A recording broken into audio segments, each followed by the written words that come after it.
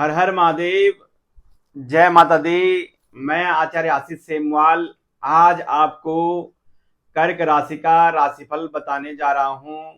जैसे कि आपने थंबनेल में देख लिया होगा, अमृत प्रदान करेंगे राहु।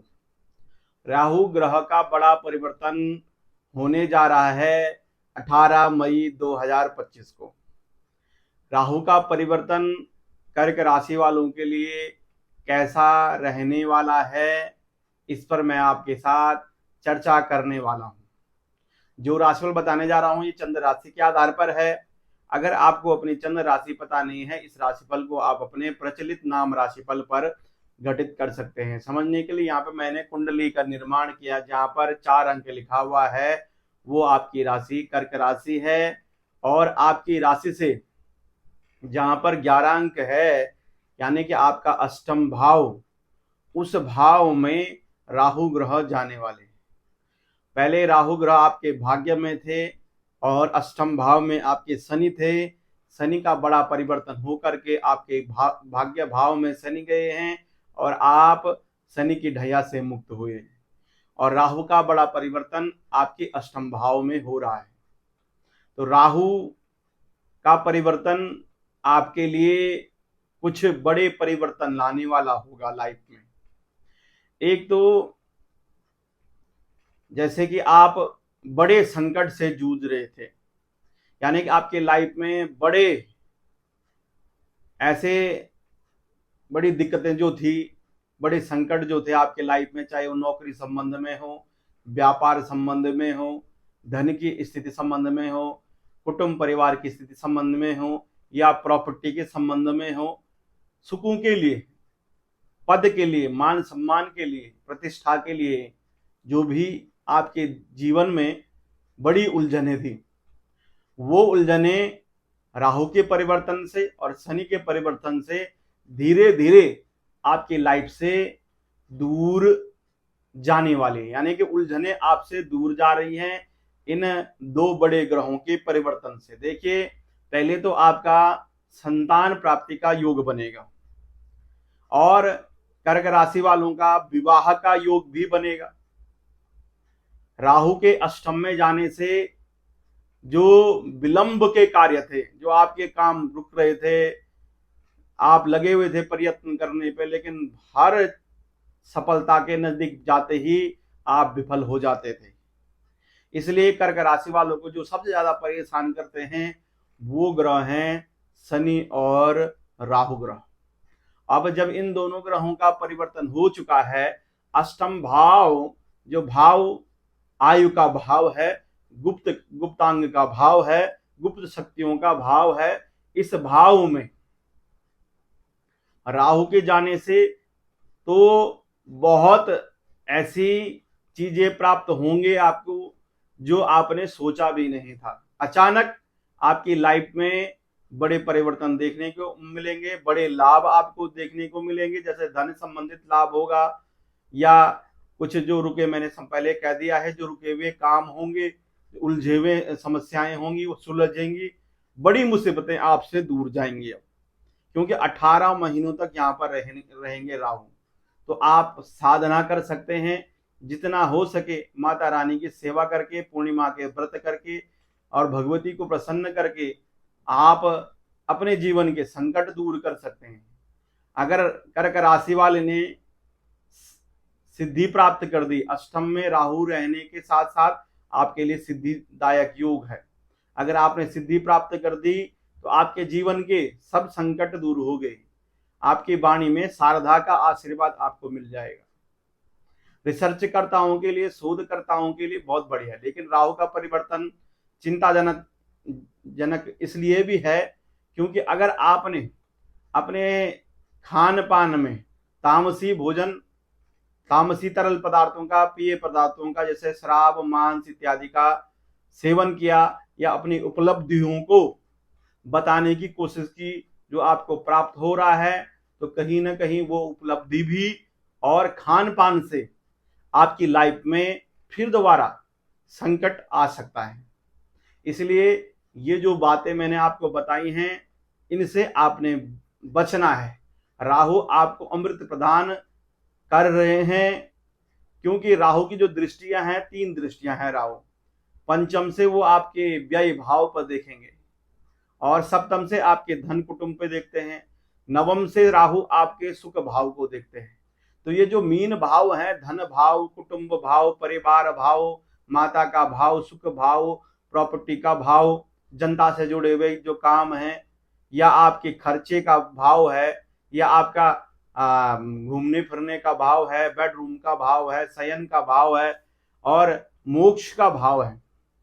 इस भाव पर राहु की दृष्टि होना और धन भाव पे राहु की दृष्टि होना, यानी कि आप चाहें तो अपने को सोना बना सकते हैं, आप चाहें तो अपने को जो है लोहा बना सकते हैं।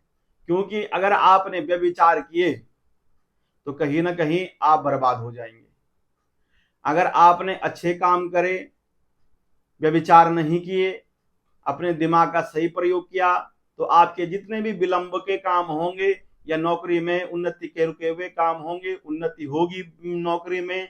और नई नौकरी का मिलना, नौकरी में संकट, चाहे कोई आपके प्रति कितना भी षड्यंत्र कर रहा हो, षड्यंत्रों से आप बाहर निकलेंगे, आपको रास्ता दिखेगा, और आपका व्यापार भी बहुत अच्छा चलेगा, और धन के लिए भी बहुत अच्छी स्थिति हो जाएगी।